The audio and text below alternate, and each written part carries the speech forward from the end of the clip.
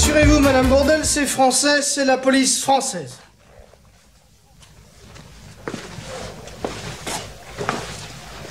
Alors, Ausweis, papier, s'il vous plaît. Autant! Mais que se passe-t-il? Vraiment, je ne Pas la comprends pas. peine de prendre vos grands airs. J'ai dit Ausweis!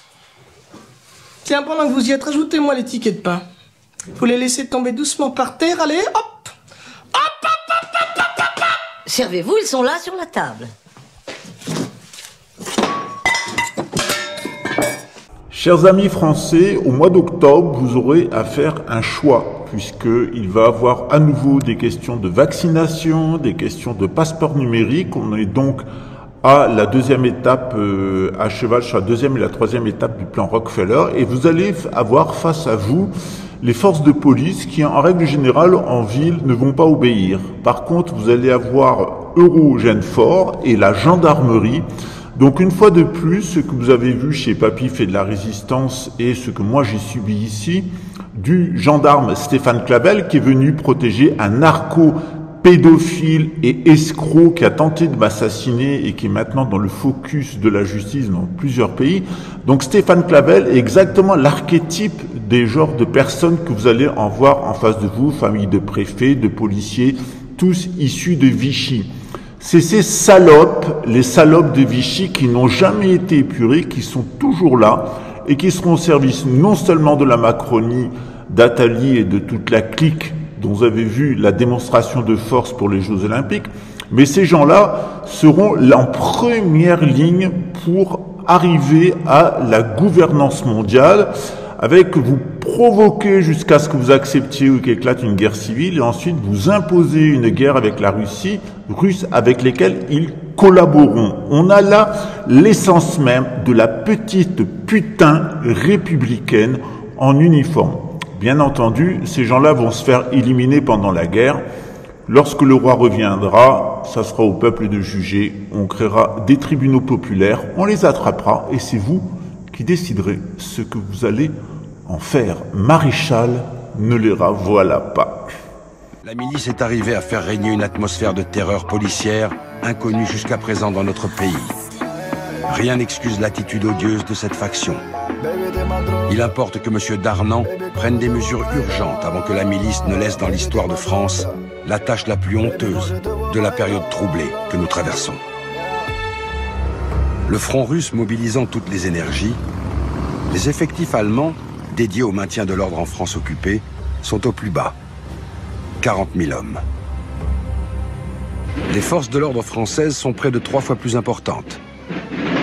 Pour assurer leur sécurité et réprimer communistes, juifs et résistants, les Allemands ont donc plus que jamais besoin de la police de Vichy. Les Alliés sont aux portes de la capitale. Les ultras de la police prennent la fuite, comme de vulgaires collabos.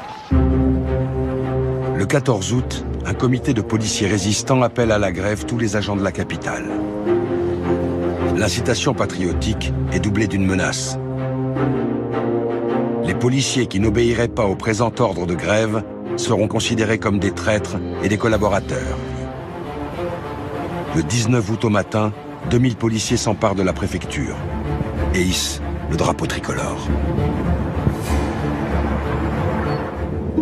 Pourtant, parmi ces héros du jour, nombreux avaient jusque-là exécuté les pires ordres, arrêté des résistants ou raflé des juifs. L'inspecteur Roger Belbéoc, résistant communiste, s'en amuse. Dans la cour de la préfecture, un miracle s'est produit. Il n'y a plus que des résistants. C'est bien ça. Les policiers, en prenant part au combat, réalisent qu'ils ont peut-être échappé au pire. L'un d'eux témoigne. La participation de la police à la libération de Paris a été une action nécessaire. Dans le cas contraire, il y aurait eu de nombreux gardiens de la paix et gradés qui se seraient retrouvés pendus à des crochets de boucher tant ils avaient laissé de mauvais souvenirs aux Parisiens. Ce qui est sûr, c'est que si nous étions restés passifs, on nous aurait fait notre fête. Le nouveau pouvoir avait trop besoin de la police pour maintenir l'ordre. Et celle-ci avait trop besoin du nouveau pouvoir pour faire oublier son rôle pendant l'occupation. Toutes les grandes réformes engagées par Vichy dans le domaine de la police sont maintenues. le principe d'une police nationale n'est pas remis en cause. La modernisation se poursuit. En un mot, ne vous laissez pas leurrer, ne vous laissez pas collaborer, ne vous laissez pas traumatiser ou terroriser par ces bandits au service des narcotrafiquants, des pédocriminels et de la République des banquiers. Rejoignez la résistance, la vraie, et elle est en Bretagne. Rendez-vous en Centre-Bretagne pour la libération de notre pays. Braids, ma bro.